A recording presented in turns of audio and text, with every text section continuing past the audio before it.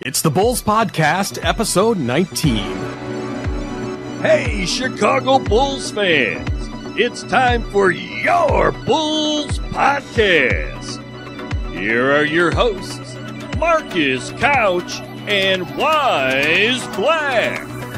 Welcome to the Bulls Podcast, coming to you from bullspodcast.com. This is where we bring you the latest news, reviews, rants, rumors, and opinions on the players, coaches, and front office of the Chicago Bulls. My name is Marcus Couch, and with me is my co-host, Mr. Wise Black. Yo, what up to all my Bull lifers out there. I hope you all had a very Merry Christmas. We're closing in on the year 2019, so I wish you all a Happy New Year's as well. We have a nice number of Bulls topics to discuss, so if you're listening while you're at work or working out or whatever you're doing, I hope we can make that even better in some way for you. Oh, yeah. We got a lot in store this episode, including Zach LaVine is back from injury. Just last week, we said 2 to 4 weeks, but it seems like he's back in the fold again. We'll talk about that. The Bulls just signed Brandon Sampson to a two-way deal and waived Tyler Ulis. We'll talk about that. We'll have post-game analysis of the Bulls versus the Timberwolves and preview some of the upcoming games this week. And what does it take for Lauri to get 20 shots a game? We'll talk about that. It's time to tank with us. We'll be right back after this quick timeout. Bulls fans, remember to follow the show on social media at Bulls Podcast and at bullspodcast.com. Hey, we're happy to announce that the Bulls Podcast is now readily available on Spotify. So for all you music hounds out there, make sure you go to bullspodcast.com/Spotify or just search for Bulls Podcast within the app itself. It will forward you right over to that place where you can add the Bulls Podcast to your favorites and catch every episode as they are released each and every week. All right, let's talk about some post-game wrap-up. The Bulls versus the Minnesota Timberwolves. That's always a fun game to watch and actually will be probably for the next year, depending on who they've got there. It's not the same without Jimmy Butler, as a lot of people may loathe that, but it's always fun to see kind of the old Bulls team versus the new Bulls team. Wouldn't you agree? It's always good. So the Chicago Bulls lost to the Timberwolves by 25 points with a score of 119-94.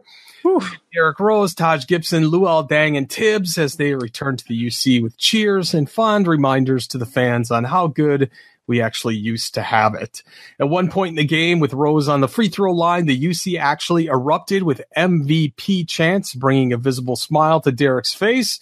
And in the post-game interview, Derrick said, "I had to crack a smile a little bit. It made me reminisce about some of the old days. With the year that I'm having, it was very special to come in here and play."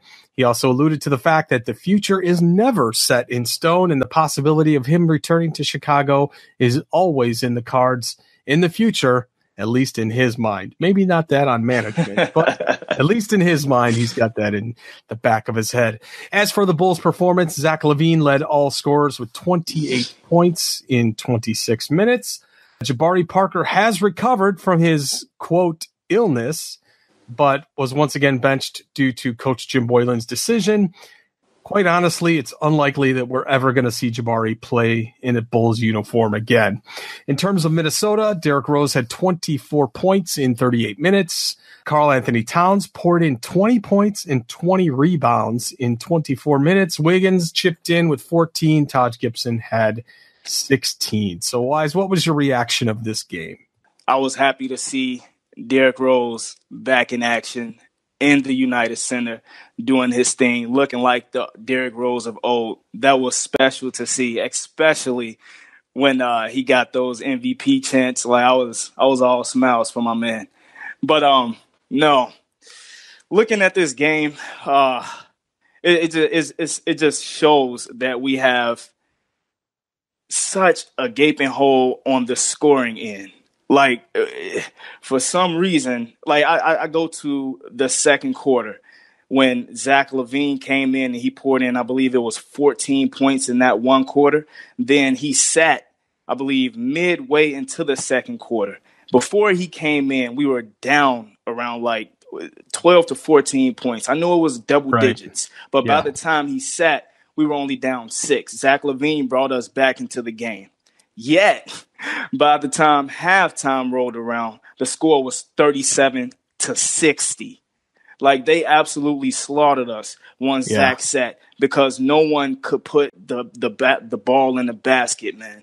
And looking at even the second half, the Bulls just they couldn't contain Derrick Rose. The same for Karl Anthony Towns, and they actually even made Andrew Wiggins look like a respectable basketball player when dude sucks, if you ask me, at least in comparison to that contract that he has. And I really think that it's because of a lack of adequate rotational players on offense, at least. Like, we had Justin Holiday out there giving us nothing. He went 1 for 11. Ryan Arcidiacono didn't have a great game, although at the same time he was only able to put up 2 shots. That just said to me that the ball wasn't moving around. Our rotation was horrible. And I noticed that lack of depth at the 4 position, that's what was really killing us on the rebounds and inside defense. Having Chandler Hutchison play the 4 for us, he's only around like 200 pounds, 6'7". He can't contain a Taj Gibson, and so God help him in trying to help out with Cat. So those were the main reasons why I feel like we got slaughtered in this game. And hey, it is what it is. Yeah, I don't know what made Zach LaVine come back in this game other than just the pure motivation to play against his old team. Mm-hmm. I mean, with a 2 to 4 week outlook and he comes back the next week, I don't know whether they just shot him up full of painkillers or what was going on. But I think that's why they sat him for those long extensions. He probably came in, gave it what he had, and then his ankle was probably killing him, and that's why he didn't come back. Who knows, man? But this whole team is obviously dysfunctional. I mean, the one good thing I will say is, man, I saw a lot of hustle out of Shaq Harrison, even though he ended up the game with only 7 points in 23 minutes. Yeah. But the guy can play, man, and he can defend. And, there's a lot of bright spots for Shaq Harrison. I'm really glad we made that pickup. I mean, it just seems like that's one thing that is kind of the blessing out of this whole thing. It just shows where we're at as a team. And I know, Fred from the Chicago Bullseye, he's always got this thing of the big red Leviathan coming next year. Man, it's going to take 7 years before this whole big nobody on this team that's playing today is going to play for the Bulls when they make any deep runs into the playoffs. So it seems. Now, we're just trash. That's just the way it is. I know you're going to lose your Las Vegas bet this year, as am I, because we ain't winning no 28 games. There's no way. Hey, listen to this. Listen to this, though. So I was talking to one of my guys, I think it was like last week, and he stated that he thinks that Zach LaVine is going to be a trade piece within the next couple of years. And that actually got me to thinking. He may be on to something there, because the prior 2 games before yesterday, or we can even look at yesterday's game, Zach LaVine doesn't play. He doesn't start the game, right? And once Zach LaVine comes in, Lauri sits on the bench. But during that first quarter, Lauri Markkanen was on fire. He had 9 points in that first quarter. Right. But come the second quarter, you have these 2 guys, and throughout the rest of the game, you have these 2 guys playing on the floor together, and what happens? Lauri Markkanen's offensive production goes way down. Throughout the rest of the 3 quarters of the game, he only manages to contribute 7 more points for 16 total. And the prior 2 games to that, and he only had 14 shots this last game. And the prior 2 games to the last one, Lauri Markkanen scored 31 and 32 points. And in each of those games, he got upwards of like 18 shots. He had 18 against, I believe, Orlando and 20 against the Cavs. What it's telling me is they can't find a way. They seemingly can't find a way to get Lauri Markkanen and Zach LaVine to gel correctly. Chris Dunn to a lesser degree, just because he gets his on the defensive end, and he helps out with assists and other ways as well. But as an offensive punch, I think that we would rather rely on Lauri, because I think that his points produce wins as opposed to Zach LaVine's points producing butts in the seats. You know what I'm saying? Yeah, I do. So I don't know, man, but that really got me to thinking. He may have been on to something there. Yeah, Zach got 2 assists in that game, Mm-hmm. as opposed to Dunn having 7 and Lauri none. But yeah, I see what you mean. I mean, we don't even have anybody in double-digit rebounds, period, in this game. We had Wendell Carter Jr. get 9. I don't know what's up with Wendell Carter Jr. He seems like the refs are just on his tail. I mean, he can't catch a break because he's always getting in foul trouble the first quarter, and then he's just kind of limping through the rest of the game. Yo, right? did you see that play when Cat caught the ball and he tried to pull an off the dribble move, but he tripped over his own feet? And before he even fell, the refs called a foul on Wendell Carter Jr. And he's like, "What? I didn't touch him." So they're anticipating a foul when it comes to Wendell Carter Jr. I don't know if you can attribute that to him just being a rookie and he doesn't have a reputation with the refs yet as a good defender, or what the case may be. But yeah, it seems like they have it out for Wendell Carter Jr. just because of his rookie status. It's not fair. I don't see Luke. I'm watching a lot of Dallas games on the League Pass.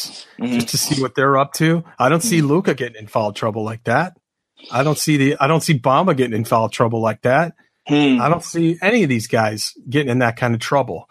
So I don't know what it is, man. Maybe Wendell said something early in the year to a ref, and maybe that gets around. Who knows, man? But I don't like it. But maybe it's going to take till next year till he gets a break. Who knows? But and plus, is Chandler Hutchinson getting in that kind of foul trouble? No.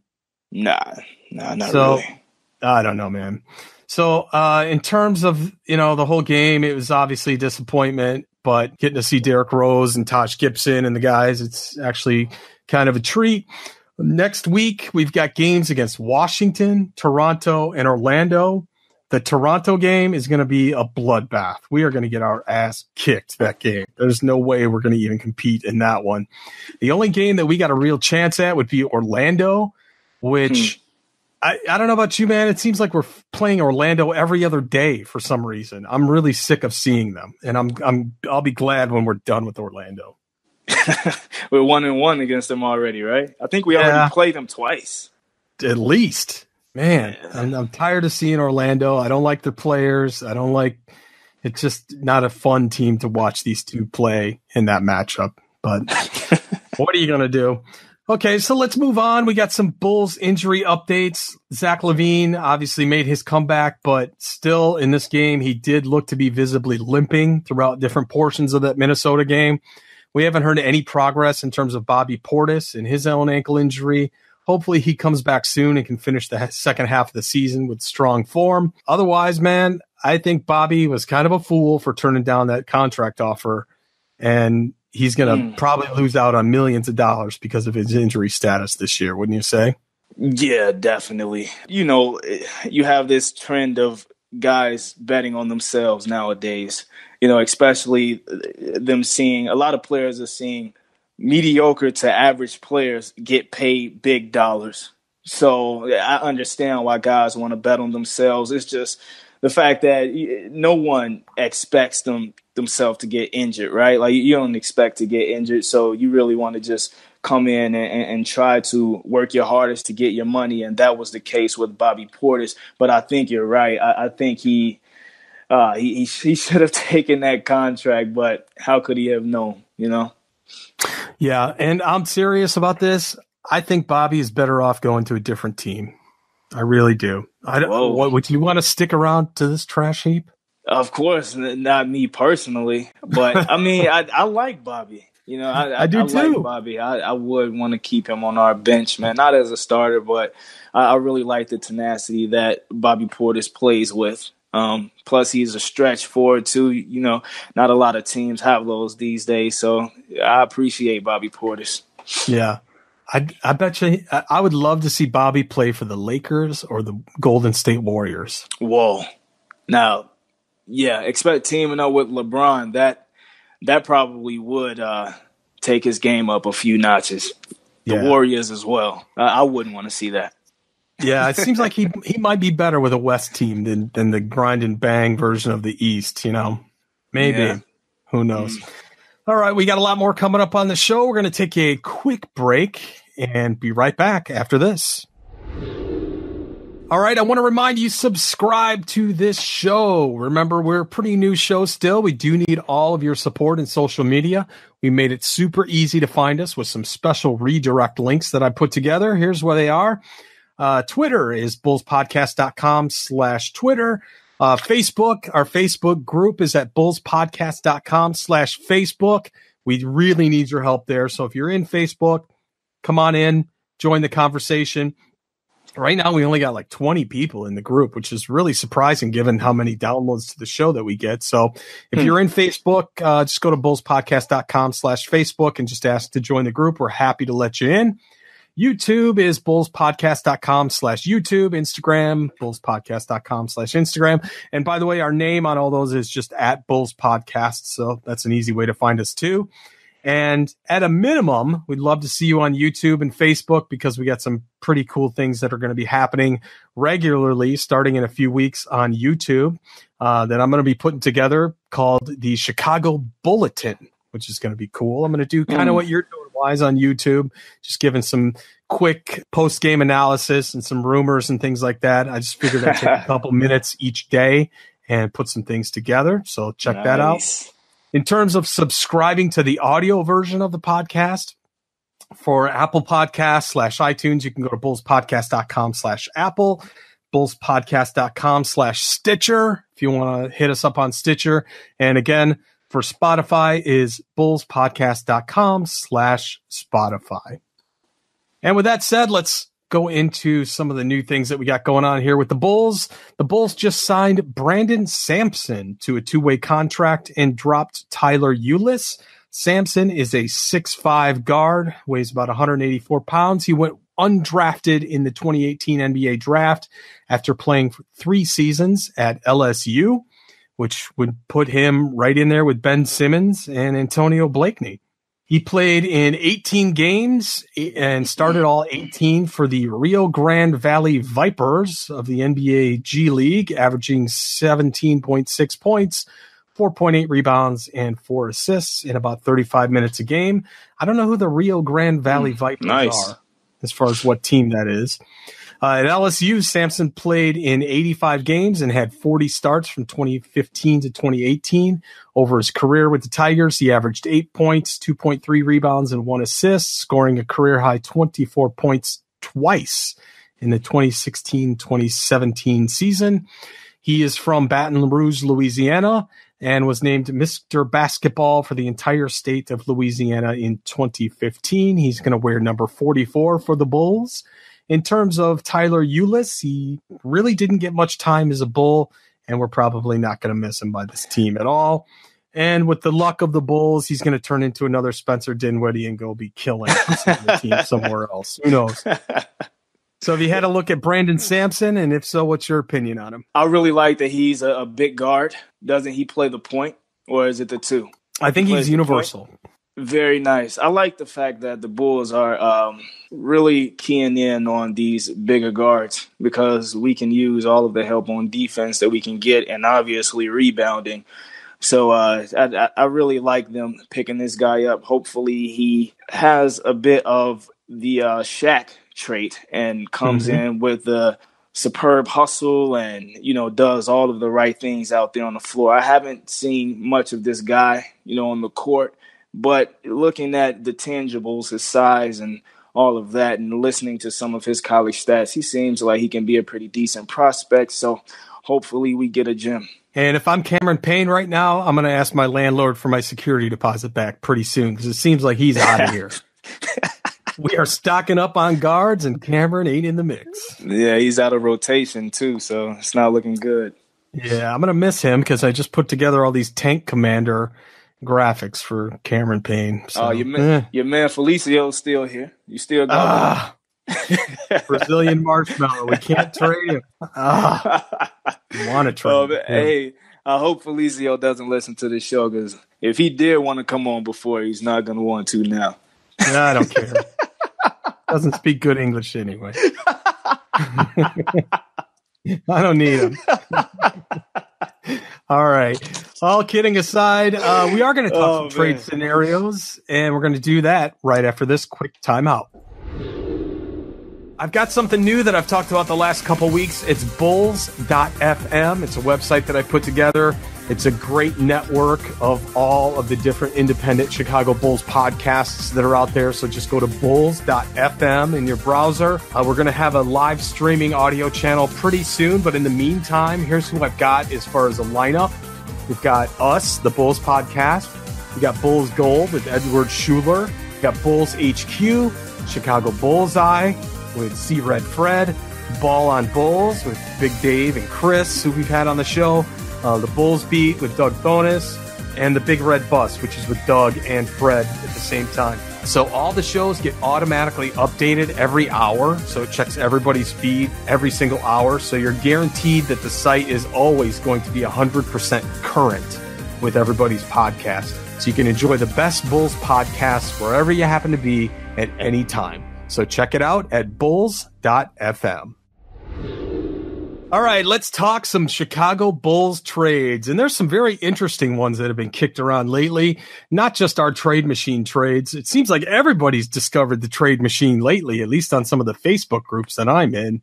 I've done some pretty outlandish ones and done some just for fun and some in seriousness. But I think we were we're the originators of the Chicago Bulls ESPN trade machine. So here is what I just read on Bleacher Report that's pretty interesting. Here's what they've got. A three-way trade. The Chicago Bulls get Marshawn Brooks, Emmanuel Mudiay, and Chandler Parsons, and they get a 2020 second-round pick from Charlotte via New York and a 2021 first-round pick from Memphis that's lottery protected. Now, the Knicks are going to get Jabari Parker and the aforementioned Cameron Payne. And Memphis receives Tim Hardaway Jr. from the Knicks and Justin Holiday from the Bulls. Now, let's talk about this. Sources have told ESPN's Ian Begley that New York is among the teams showing preliminary interest in acquiring Jabari Parker, who we've obviously removed through the rotation. That, though, is conditional. The Knicks need to trim off money from next season's bottom line and enter the Kevin Durant discussion, which would be a waste if KD ever went to New York. Parker's got that team option for 2019-20 and is the only value to them as he's coming as part of a deal for Tim Hardaway Jr. or Courtney Lee, who they're looking at too. Chicago ranks, obviously, among the league's most attractive salary dumping grounds. We're kind of like the whore of the league, right? We're just going to take any stupid salary. Man, I hate that. I hate that we do that. But New York doesn't have a timeline to surrender for a future first rounder. So finding a third team that might treat Hardaway or Lee as a quasi asset makes the logistics easier. It also doesn't leave the Knicks or Bulls with many options. That brings us to Memphis. So paying off the balance of Hardaway's deal, which is a 2-year, $31 million deal, shouldn't be a complete turnoff for the Grizzlies. Their offense ranks 26th in points scored per 100 possessions, and they could kind of use that instant kick. Hardaway is not the most efficient scorer, but he's hitting 40% from three-point. He'll get shots off the dribble, which fits in with Memphis's window if the team intends to keep Mike Conley, who is signed through 20 to 21. Marc Gasol is actually one of those other options in town. Bringing in Justin Holiday and ditching Chandler Parsons should help the Grizzlies part with their protected first rounder. Holiday, though his efficiency is start to dip, his performance is a complementary weapon who can hold his own against most backcourt assignments on defense. Parsons is cleared to play, but Memphis has no plans to use him, according to the Athletics' Sham Charania. Getting 2 future picks and a flyer on Mudiay should be enough for the Bulls to bite on this bullet. Parsons comes off the books after next season, and they aren't going to compete for anything special before then.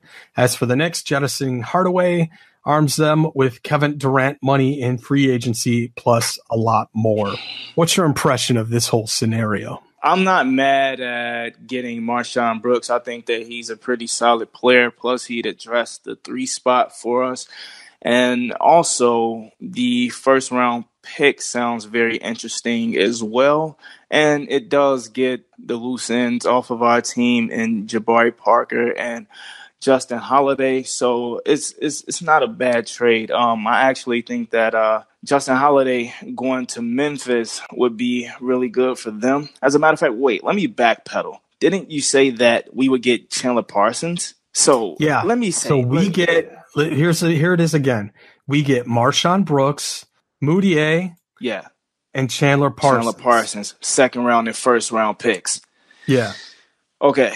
Chandler Parsons' contract would fall off the books next season. Meaning, would he have to play with us for that one season? Or would come the 2019-2020 season, he would be gone? Which is it? Ditching Chandler Parsons. I think Parsons is still in for 2 years. So we'd have to eat him for one more year. See, and that's what would make me pause, because I don't necessarily feel like Marshawn Brooks is worth that. I would much rather address that. Like he's a pretty decent player, pretty solid player, but I would much rather let Jabari Parker just fall off of our books.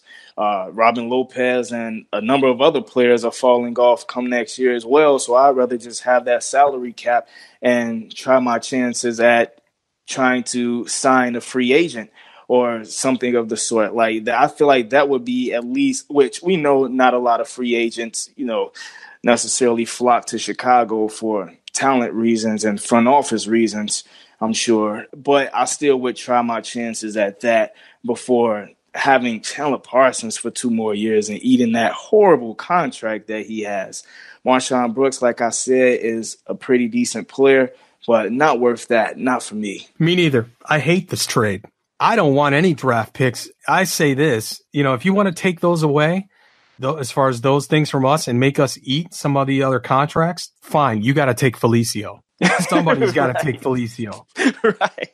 That's $8 million, man, that we could be spending on somebody that's actually productive rather than just a marshmallow on the bench that just takes up space. But I'm with you, man. I say we don't make any moves. I say we keep everybody. We just drive the tank into the lake, so to speak. Next year, we don't take Jabari. Next year, we don't deal with Robin Lopez. Robin still gets to mentor Wendell Carter Jr. and the rest of the guys. Mm-hmm. He's a great player, fun to have around. I'm sure he'll find a great deal in free agency somewhere. Then that's $35 million we got off the books by the end of the year, and we're not responsible for anybody else. Sitting pretty. And that's our KD money right there. There you go. And hopefully, with Zach LaVine being a pretty well-known player in the NBA, maybe he can lure some free agents here, man. You never know. Like I said, I would much rather that than, taking on a horrible contract right now. Yeah, exactly. And it's funny, Wise, because I was doing a little bit of maintenance to the website over the last couple days, and I re-listened to the episode that happened right when we signed Jabari Parker. And you and I actually were under the impression that he might make the All-Star team. Oh, man. That's how excited we were. Hey, that's native hope. That's all that is. That is. That's what that was. And now it's like, oh, man. But so I hate this trade. Like, I'm with you on this fact that I think that we realistically should keep all of our guys. If there's anybody that's going to go out of town, let's get a dummy. Why can't we salary dump Felicio and Payne somewhere else? Why? Nobody wants to deal with this front office. Yeah. Simple as that. And by the way, John Paxson just did this big conference the other day, and he's like, oh, it's going to take time and all the rest of the stuff. And, if I don't do right, then everybody's going to get their wish and get me fired. I'm going to give you this prediction. I don't think Paxson and Gar are going to be with the team next year. Seriously, man, I think that after the season, they're going to blow it up. I really do. Well, I tell you what, don't go to Vegas on that one. No, I'm done with Vegas for a while until we at least make the playoffs, but hey, that's what it is. All right. We are going to take a quick break, and then we'll come back and close it all out.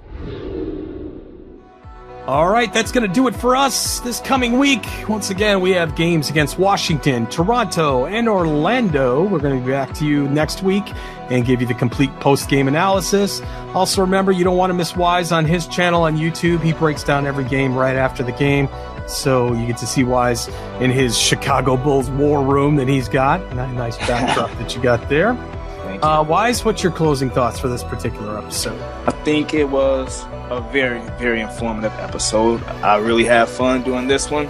Cracked a lot of jokes and gave a lot of facts. But I appreciate all of you guys for continuing to support the pod.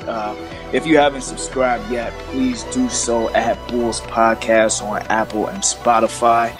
And man, all of my Bull lifers on YouTube, all of you guys, please check us out, man. Come mess with us. Marcus is starting his YouTube show up. I'm pretty sure that is going to be an awesome show. I can't wait to check it out myself. So we just got a lot in store for you guys. And like I said, thank you guys for continuing to listen to us. That's right. Hey, make sure you check out Wise on social at radical_creator on Twitter, Instagram, YouTube, all that. You can find me on social pretty much anywhere. And my handle is @MarcusCouch. Remember to check out the compilation website where you can get all of the Bulls podcasts from every single Chicago Bulls podcast out there over at bulls.fm. And if you forget what I'm saying and you can't remember any of these, make sure you check out our show notes for this show and all the other shows at our website, which is bullspodcast.com. Until next time, thanks for listening, everybody. Go Bulls. Go Bulls. Hey, Bulls fans! This is your Bulls championship announcer, Ray Clay, saying, so long, everybody. Go Bulls!